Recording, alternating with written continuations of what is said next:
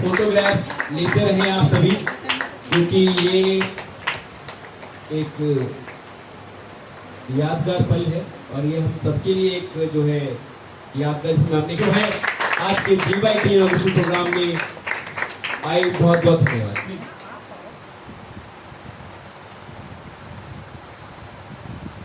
बहुत बढ़िया है, मैं अनुरोध करना चाहूंगा, बढ़िया जोरदार तालियां होती रहनी चाहिए, तालियों में कमी नहीं बेटा। हाँ जी ध्रुव, ये GYT के बारे में आप बताइए। GYT क्या है, कहाँ से इसकी शुरुआत हुई, इसके पीछे मोटो क्या था, कैसे आपको प्रेरणा मिली और इस प्रोग्राम के अंतर्गत आप क्या करते हैं, क्या मतलब आपका स्कीम है, बताइए प्लीज़। मैं एक्चुअली जब छोटा सा था तो मुझे काफ़ी सारी स्किल्स थी जो मैं मतलब बाहर निकालना चाहता था, पर कुछ मेरे सामने चैलेंज, मैं उन्हें फेस करते हुए आगे बढ़ा। बढ़ते बढ़ते मुझे एक प्लेटफॉर्म मिला मेरे महाविद्यालय का। महाविद्यालय से मुझे काफ़ी कुछ सीखने को मिला। तो जैसे ही मैं महाविद्यालय से बाहर निकला तो मेरे दिमाग में फिर ऐसे ही काफ़ी सारे लोगों के और भी स्किल्स आई कि उनके अंदर काफ़ी क्षमता है, काफ़ी उनके अंदर टैलेंट है, पर उनको ग्रो कैसे करा जाए, मैं अपने आप को कैसे ग्रो कर सकता हूँ, मैं उन सभी को कैसे ग्रो कर सकता हूँ। तो मैंने काफ़ी सोच विचार के एक छोटी सी संस्था बनाई GYT के नाम से।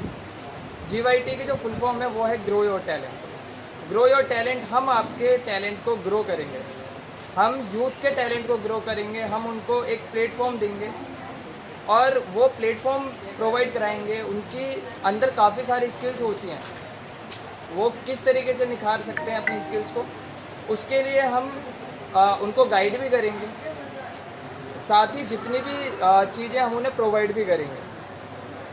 अभी हमारा आज इनॉग्रेशन है और इसी के साथ हम जितनी भी चीज़ें आगे करते रहेंगे और यूथ को आगे बढ़ाते रहेंगे। काफ़ी सारी स्किल्स हैं, चाहे वो उनके पोइट्री से रिलेटेड हो, लिखते हैं, काफ़ी अच्छा लिखते हैं, मगर वो जो लिखी हुई चीज़ें वो कहीं किताबों में दबी रह जाती हैं। उन किताबों को बाहर लेके आएंगे और दुनिया को दिखाएंगे। मतलब किसी को म्यूज़िक का शौक़ है, किसी को गेम्स का, किसी को पोइट्री का, बिल्कुल है ना, अलग अलग टैलेंट्स को आप जो बंदों के अंदर उसको नरिश करेंगे और उसको उभारेंगे आप, बिल्कुल बिल्कुल, ताकि वो ज़्यादा बेटर फ्लरिश कर पाए। बिल्कुल बहुत अच्छी, इट्स रियली नोबल क्लॉज।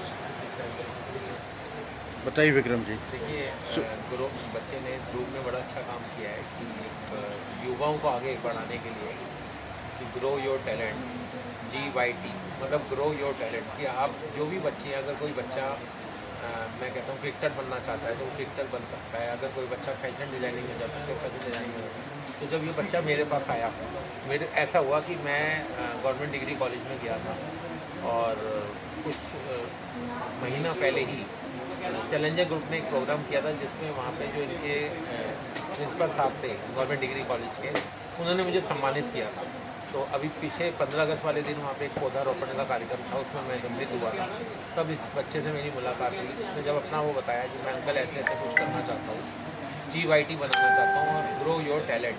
मैंने समझा बेटे आप क्या करना, कहते मैं जो बच्चे कुछ आगे करना चाहते हैं, कुछ बनना चाहते हैं, तो उनके लिए मैं काम करना चाहता हूँ। तो मेरे को बड़ी खुशी हुई, मैंने कहा ठीक है बेटा, मैं तो बाबा का भक्त हूँ, बालाजी महाराज का, और मैं बाबा के आगे आपकी ये प्रार्थना रखूँगा कि ऐसे ऐसे एक बालक है जो आपका कुछ करना चाहता है और अब वो जैसा उनका वो होगा, भगवान का, ईश्वर का जैसी बात आएगी वो वैसा करेंगे। तो जब अंदर से जब आवाज़ आएगी नहीं हाँ ये बच्चा कुछ करना चाहता है तो इसका साथ दो, तो तब से ही मैंने सोचा कि चलो मैं बेटा आपका साथ दूंगा। आप ठीक है, आप ऐसे बच्चों को निकालो जो ऐसे बच्चे जो कॉलेज, जैसे मान लीजिए कॉलेज से वो पास आउट होंगे, पास आउट होने के बाद वो कुछ करना चाहते हैं। होता है कि माता पिता तो कहते हैं कि बेटा ये करो वो करो, मगर बच्चा कुछ और करना चाहता है। कोई बच्चा इंजीनियर बनना चाहता है, कोई बच्चा फैशन डिज़ाइनिंग करना चाहता है, कोई बच्चा जो है कुछ और काम, कोई स्पोर्ट्स में जाना चाहता है। तो हम उस बच्चे को निखारने की कोशिश करेंगे, कहीं ना कहीं हम सिर्फ उसकी मदद करेंगे कि अगर वो कुछ बनना चाहता है, वो अगर फैशन डिज़ाइनर में जाना चाहता है और उसके पास मान लिया हम यहाँ तक मदद करने को तैयार हैं, अगर वो कहेगा कि मेरे को कहीं कोर्स करना है और उसमें कोर्स का ये खर्चा आ रहा है, तो जितना वो कर सकता है अपनी जेब से वो करेगा। और जो उसके ऊपर का खर्चा होगा वो हम करने की कोशिश करेंगे। विक्रम जी, इसी चीज़ के ऊपर मैं आपसे एक बात पूछना चाहूँगा। जी ये बहुत ही बढ़िया और अच्छा कॉज, नोबल कॉज है जिसके लिए आप लोग वर्क कर रहे हैं। जी लेकिन जैसे कि आप देखते होंगे कि इंडिया में स्पेशली विलेजेस के अंदर या जो बच्चों को उतना फाइनेंशियली साउंड नहीं होते, जी लेकिन उनका अंदर टैलेंट इतना कूट कूट के भरा हुआ है, जी। और उस टैलेंट को देखना, उसको आइडेंटिफाई करना और उसको इस प्लेटफॉर्म पे लेके आना, जी उस प्रोसेस को आप लोग कैसे करते हैं? आपने कोई ऐसा प्लेटफॉर्म बनाया ताकि वो बच्चे आपको अप्रोच कर सकें, ताकि उनका भी लाइफ अच्छी हो, वो अपने टैलेंट को पेश कर सकें जी। और उनको देख के और 10 लोग आपको अप्रोच करें मैं और आप- अपने आप को फ्लरिश कर मैं पाएँ। आपके न्यूज़ के माध्यम से ये बताना चाहूँगा कि अभी कुछ समय पहले, करीबन 5 महीने पहले ही एक दूसरा न्यूज़ चैनल ने जो अपना राष्ट्रीय चैनल है, उन्होंने मुझ पर न्यूज़ करी थी और मैंने उनको बताया था कि मेरा एक स्लोगन है कि हर व्यक्ति को, मैं बिजनेसमैन हूँ, हर व्यक्ति को अपनी कमाई का 10वां हिस्सा अपने से कमज़ोर व्यक्ति की मदद में लगाना चाहिए। तो कहीं ना कहीं कहते हैं कि भगत सिंह तो होना चाहिए मगर पड़ोसी के घर में, तो मैंने सोचा कि क्यों ना हम ही अपने घर से शुरुआत करें, जो हम कह रहे हैं वो हम करके दिखाएं। जी। तो ये हुआ कि हमने सोचा कि चलो एक काम करते हैं, मतलब उन्होंने जब इंटरव्यू लिया मेरा तो उन्होंने कहा आप कैसे करोगे, तो मैंने उनको कहा कि मैं अगर कोई स्कूल में कोई बच्चा पढ़ रहा है और स्कूल में कोई बच्चा पढ़ रहा है, उसके पास एडमिशन और फीस के लिए या किताबों के लिए पैसे नहीं है तो उसकी मदद करेंगे। तो उन्होंने स्टोरी इस तरीके से दिखाई कि आज की डेट में आज क्या हुआ ईश्वर की कृपा से कि कहीं भी पूरे हिंदुस्तान के अंदर, पूरे हिंदुस्तान में, दिल्ली या नोएडा की बात नहीं करूँगा, पूरे हिंदुस्तान में अगर कोई व्यक्ति आज की डेट में लिखता है गूगल के ऊपर स्कूल में एडमिशन और फीस के लिए नहीं है पैसे, मैम आपका स्वागत है। तो डॉक्टर ईश्वर की मीना कृपा चौहान से मैम हमारे बीच इस में व्यक्ति हैं, का आपका नाम नंबर स्वागत आता है और नाम नंबर आने से स्कूल वाले मतलब जैसे कि जिनको मान लीजिए जिनका बच्चा पढ़ना चाहता है और उनके पास फीस के पैसे नहीं है, या किताबों के बच्चा पढ़ना चाहता है और उनके पास फीस के पैसे नहीं है या किताबों के पैसे नहीं है, तो कहीं ना कहीं हम उनकी मदद करते हैं। तो कुछ गवर्नमेंट एड्स में मिल रही है आपको? गवर्नमेंट से हेल्प मिल रही है? गवर्नमेंट से कोई हेल्प नहीं मिली क्योंकि मैंने आज तक ना कोई एनजीओ बनाई है ना कोई ट्रस्ट बनाया है, मेरी कोई एनजीओ कोई ट्रस्ट नहीं है, मैं अपनी कमाई का 10वां हिस्से से मदद कर पा रहा हूँ। Okay, thank you. मैडम, जीवाईटी में आपका स्वागत है। हम ऑलरेडी विक्रम जी से बात कर रहे थे, बहुत ही अच्छा नोबल कॉज है और इसके लिए आप लोग काफ़ी मेहनत कर रहे हो। आप बताइए कि आपको क्या मोटिवेशन मिली, क्या आपको ऐसा लगा कि मुझे इन बच्चों की मदद करनी चाहिए, इस प्लेटफॉर्म को और अच्छा करना चाहिए, और ये क्या कहते हैं, थोड़ा सा अपने बारे में बताइए और क्या फोर्स वो थी आपके पीछे जो कि आपको यहाँ लेके आई? नमस्कार, मैं डॉक्टर लीना चौहान। मैं डॉक्टर लीना चौहान सबसे पहले तो आप सभी का हृदय की अनंत गहराइयों से हार्दिक अभिनंदन करती हूँ, साधुवाद, अभिनंदन, नमन आप सभी को। और सबसे पहले तो मुबारकबाद देना चाहूँगी उस बच्चे को कि जिसकी वजह से हम आज सब यहाँ पर उपस्थित हैं। कोई भी कार्यक्रम होता है तो उस कार्यक्रम में नींव का जो पत्थर होता है उसकी सबसे ज़्यादा इम्पोर्टेंस होती है। जहाँ तक आज हम सब यहाँ इकट्ठे हुए हैं, हम सभी जानते हैं कि हम किस लिए इकट्ठे हुए हैं कि आवश्यकता पड़े मदद की तो हम सब तत्पर साथ रहें, यही हम सबका मोटिव है। लेकिन मैं आपके साथ पर्सनली एक बात शेयर करना चाहती हूँ कि ज़िंदगी में हमेशा कुछ चीज़ें याद रखना। एक समय बहुत इम्पॉर्टेंट होता है। मैं यहाँ 11 बजे शार्प पहुँच गई थी क्योंकि मुझे 11 बजे का टाइम दिया गया था और मैं 11 बजे बिल्कुल यहाँ पर पहुँच गई थी।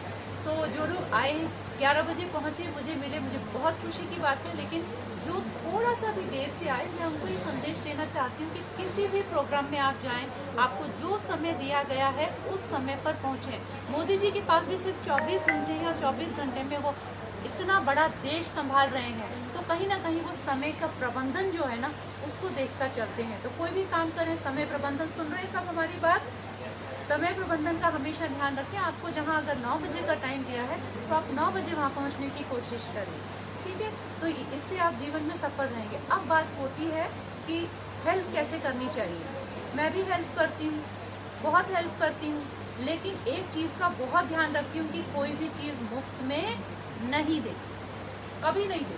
और मैं इस चीज़ में विश्वास भी नहीं करती कि आज चलो जाकर के गरीबों को मुफ्त में खाना खिला आए, नहीं।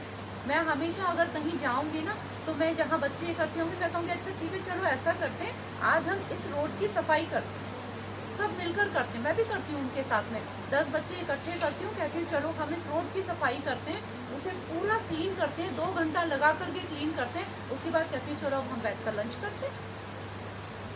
अगर किसी बच्चे को मुझे लगता है कि बुक्स की ज़रूरत है और वो बच्चा 6th क्लास में पढ़ता है, तो मैं उसे समझाती हूँ तुम क्लास 2 के बच्चे को तो पढ़ा सकते हो ना, तुम 2 महीना पढ़ाओ क्लास 2 के बच्चे को, मैं तुम्हारी बुक्स का इंतज़ाम करती हूँ। तो हमेशा जब भी आप मदद करें तो उन बच्चों में ऐसी आदत डालें कि स्वाभिमान के साथ वो जी सकें, उनको आत्मनिर्भर बनाने की कोशिश करें। मेरा मिशन हमेशा ये रहता है, पेशे से फैमिली थेरेपिस्ट हूँ तो हमेशा इस बात को कहती हूँ कि जिसके साथ परिवार खड़ा है तो समझो कि वो एक मजबूत स्तंभ के साथ खड़ा है। तो इसलिए हमेशा अपने पेरेंट्स की रिस्पेक्ट करो, अपने परिवार वालों की रिस्पेक्ट करो, क्योंकि पेरेंट्स हमेशा भगवान की तरह होते हैं, वो हमेशा आपका सपोर्ट करते हैं। फ्रेंड्स के साथ भी हमेशा बना के रखें, रिश्तों को आप जितना मधुर रखेंगे उतना आपके जीवन में सफलता आएगी। देखो सफलता तो आनी जानी है, लेकिन आपका जो व्यवहार है वो सारी ज़िंदगी आपके साथ रहता है। तो इन बातों का आप ख्याल रखेंगे तो जीवन में हमेशा आगे बढ़ेंगे। ग्रुप मैं आपको बहुत बहुत बधाई देती हूँ और पूरी आशा करती हूँ कि आज हम इस प्लेटफॉर्म पे यहाँ खड़े हैं ना, आने वाले समय में आप देखेंगे कि ये प्लेटफॉर्म बहुत बड़ा हो चुका होगा और हम कुछ वर्षों में जल्दी ही ऐसा कार्यक्रम करेंगे और आज के इस कार्यक्रम को याद करेंगे। तो इस डेट को सब अपनी डायरीज में लिख लीजिएगा। मैं भी काफ़ी ऑर्गेनाइजेशन से जुड़ी हूँ, जैसे ठकुराइन ग्रुप है, स्मार्ट भारती नारी ग्रुप है, हैप्पी कपल ग्रुप है, संगिनी है, सब जगह हम लोग मिलकर काम करते हैं, लेकिन मुफ्त में कुछ नहीं। मेहनत करो, आगे बढ़ो। Thank you so much. आइए अरुण जी हमारे साथ हैं, ऑलरेडी ये भी पत्रकार हैं हमारी तरह। तो अरुण जी बताइए कैसे आपका यहाँ पे इसमें मन लगा, कैसे लगाव लगा, कैसे आप क्या चीज़ थी जो आप यहाँ पे खींचे आए? सबसे पहले तो मैं अपना थोड़ा सा परिचय दे दूँ। मेरा नाम अरुण मौर्य है। मैंने पहले times of India, Hindustan times, Dainik Bhaskar के साथ ही और भी ढेर सारे संस्थानों के साथ काम भी करता हूँ। प्रेजेंट में मैं हिंदुस्तान टाइम्स के लिए काम कर रहा हूँ, फुल टाइम एजुकेशन कवर करता हूँ और इसके साथ ही रिसर्च स्कॉलर हूँ, 3 टाइम असिस्टेंट प्रोफेसर के लिए भी सेलेक्टेड हूँ। तो ये सब काफ़ी मेरी एकेडमिक परफॉर्मेंस है और ख़ास करके युवाओं के लिए मैं हमेशा से काम करता हूँ। युवाओं से जुड़ी स्टोरियाँ, उनकी कहानियाँ और इवन जो भी युवा अच्छा प्रयास कर रहे हैं उनमें प्रयास करता हूँ उनकी कहानियाँ, उनके वर्क को आगे ले जाऊँ ताकि लोग उनसे जुड़ें, अधिक से अधिक प्रयास करें कि उनके साथ कनेक्ट हों। क्योंकि मुझे लगता है मैं खुद युवा हूँ, एक स्ट्रगल करता हूँ, हर रोज़ स्ट्रगल करते करते करते आज एक उस इस सिचुएशन में पहुँच रहा हूँ कि मैं किसी की हेल्प कर सकता हूँ। मुझे भी ध्रुव जब कहीं से मेरा नंबर खोज के ध्रुव ने मुझसे संपर्क किया और मुझसे कहा कि भैया मुझे ये प्रोग्राम करना है, कैसे करना है, तो मुझे लगा कि ये सीरोज़ कैफ़े एक अच्छा प्लेटफॉर्म है जहाँ इनको ढेर सारे लोग मिलेंगे, इस तरह के युवा जो अक्सर यहाँ आते रहते हैं और शायद इनको यहाँ से कुछ हेल्प मिली भी और आगे भी। और मेरा हमेशा प्रयास रहेगा कि जो नए युवा हैं जो कुछ अलग करना चाहते हैं, कुछ डिफरेंट करना चाहते हैं, उनके लिए मैं हमेशा जुड़ा रहूँगा और आगे भी कर रहा हूँ और करता रहूँगा। थैंक यू अरुण जी, क्योंकि हम पत्रकारों को तो काम ही होता है जो समाज की अच्छाई बुराई दोनों को सामने लेके आना, ताकि हम एक समाज में बहुत अच्छा इन्वायरमेंट क्रिएट कर सकें ताकि सब लोगों की मदद हो पाए और अच्छी लिविंग स्टैंडर्ड्स हो पाए। Thank you Arun, thank you to have you with us, thank you very